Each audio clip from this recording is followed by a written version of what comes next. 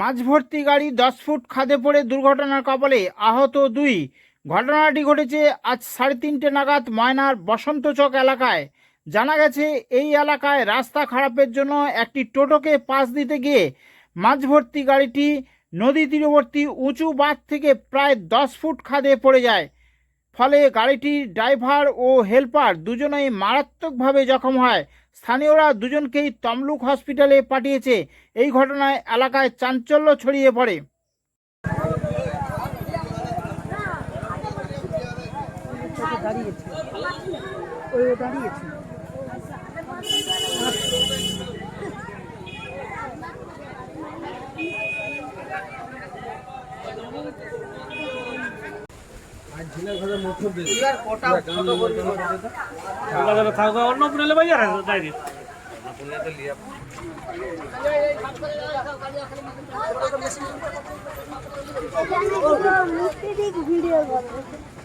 মাছের গাড়ি উল্টে গেল, কিভাবে উল্টে গেল বলো? ওই তো আমি দাঁড়িয়েছিলাম, দেখিনি তো আস্তে আস্তে করে আসে না, আস্তে আস্তে একটা আগলি টোটো গাড়ি ছিল, টোটো গাড়িটা যখন বেরিয়ে চলে গেলো তখন তারপরে ও দাঁড়িয়ে গেলো, তারপরে যখন পাস করে যখন ছাড়ে তখন গাড়িটা একটা দোল খেয়েছে, আগলি চাকা ফলসকে উঠেছে।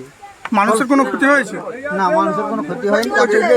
সিদ্ধান্তাটা হেল্পারের সিদ্ধান্তাটা ভেঙে গেছে বলে মনে হয়, তার মাথায় জল টল দিয়ে আমরা তো চুলছিলাম। কারণ বর্তমান কোথায় গিয়েছে হেল্পার ড্রাইভার? দেখতে পাচ্ছি তমলুক পাঠাইছে। তোমার নাম? আমার নাম গুরুপদ সদরা। বাড়ি গোকুলনগর। ঠিক আছে, এখানে বাসিন্দা তো?